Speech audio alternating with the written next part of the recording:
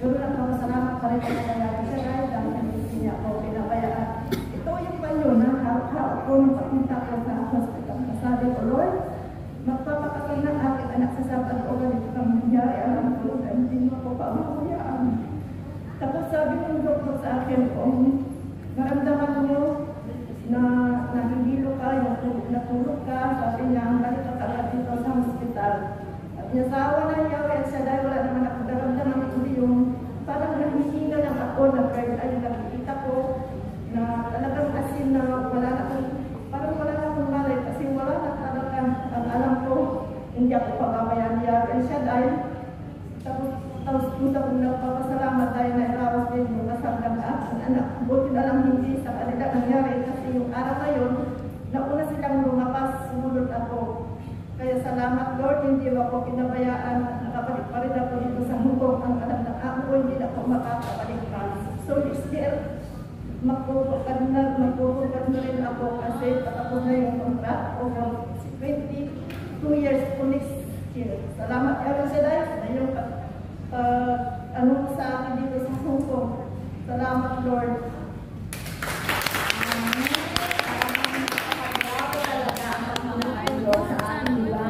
Amen.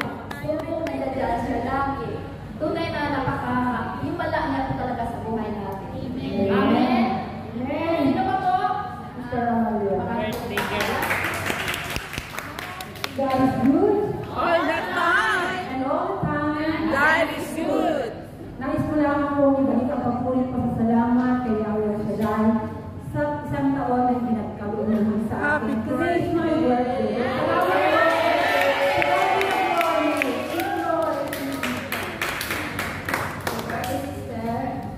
Praise the Lord. Sino po mag-share?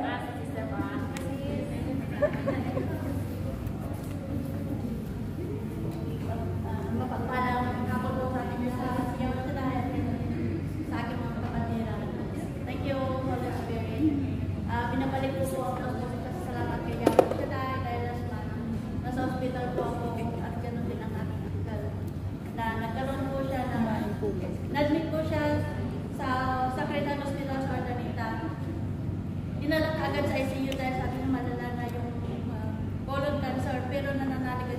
Nagtitiwala ko sa ating Diyos na buhay dahil at that time sa tayo na ako na raw nasa Kuwait man or tayo is sa ating pananalig. Salamat Lord dahil sinabi ng aking kamag-anak na oras at saka araw na lang is mawawala na aking pero nananalig ko na si Jesus ay buhay-buhay. Sabi ko, praise God dahil hanggang ngayon ay buhay pa rin ang aking hanggang. Thank you Lord.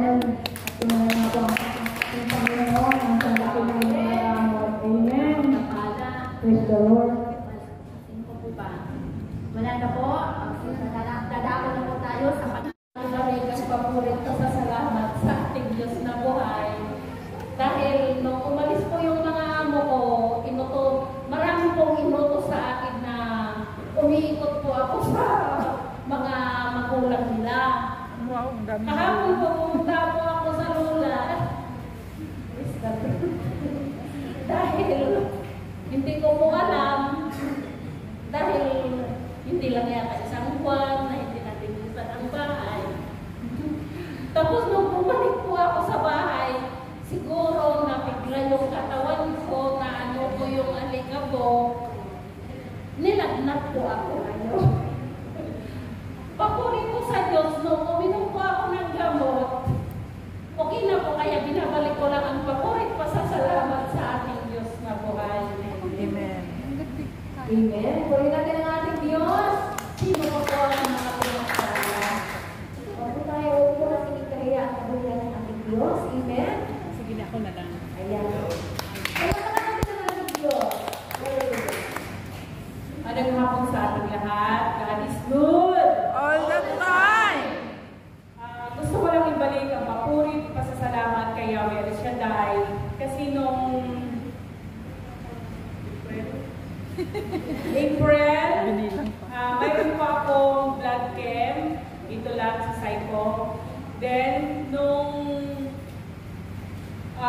May, mayroon din akong blood chem kasi fasting at saka non-fasting. So, So pinagdasal ko, sabi ko, Lord, maawa ka naman. Lahat po, tinaas ko po lahat. Lord, ikaw po ang makapangyarihan ng lahat. Sabi ko, Lord, huwag mo nang dagdagan yung aking gamot. Sabi ko, Lord, lahat ng result ng aking blood came negative lahat. Sabi ko, Lord, pupunta ako sa gitna. Pag nalaman ko yung result na lahat negative. Amen. Nandito po ako ngayon sa harap mo. Lord, maraming salamat na sinabi ng doktor, clear ang aking blood game. Ay, hindi na ilimpisan yung aking gamot. Sabi ng doktor, maintain lang. Maganda yung result ng aking blood game. So, Yahweh El Shaddai, maraming salamat po. Naniniwala po ako na walang imposible kay Lord. Basta tayo po ay magdasal at magtiwala po sa Kanya. Maraming salamat po. Tunay na siya ang ating tunay na manggagamot. Amen. Sino yan po? Wala na? Ako na lang. God. God is good! All the time. All the time. God is good. Ibalik ko ang pinakamataas na pagawin ko sa salamat sa ating Diyos na buhay. Dahil bukas po, 1 year na po ako sa aking amo. Dumaan lang tayo sa mga pagsubok last year. Sa paglipat ko po ng amo ko, hindi po madali na pakisamahan ko yung amo na mayroon cancer patient po siya. Kalalabas po ng hospital nung kami po ay nagkita. Talagang sobrang payak po niya. Dumating ako, hindi ko alam kung saan ako magsisimula dahil kailangan nakapulis po tayo sa alagaan po natin. Amen. Tunay na nakakabuti ng Diyos dahil may mga pagsubok ako that time na talagang duman ako sa trauma. Pero nanalig talaga ako naniniwala na tunay napakabuti ng ating Diyos. Amen?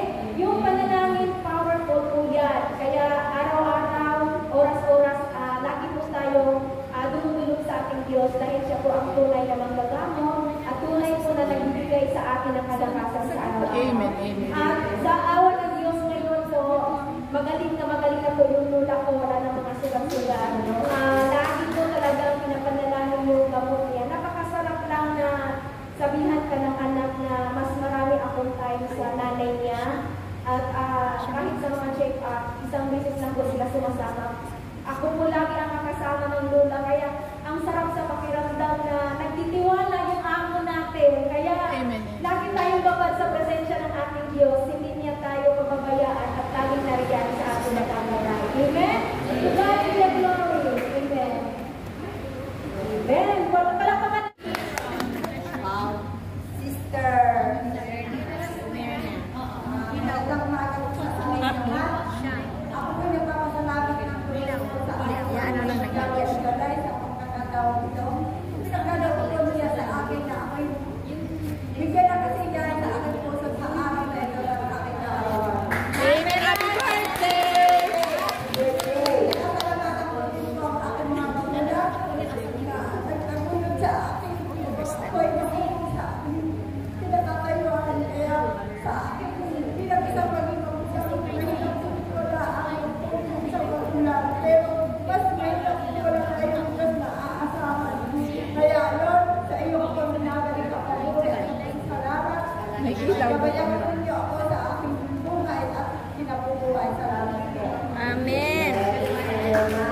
Happy birthday to Lord. Sino ba? Bye sa mga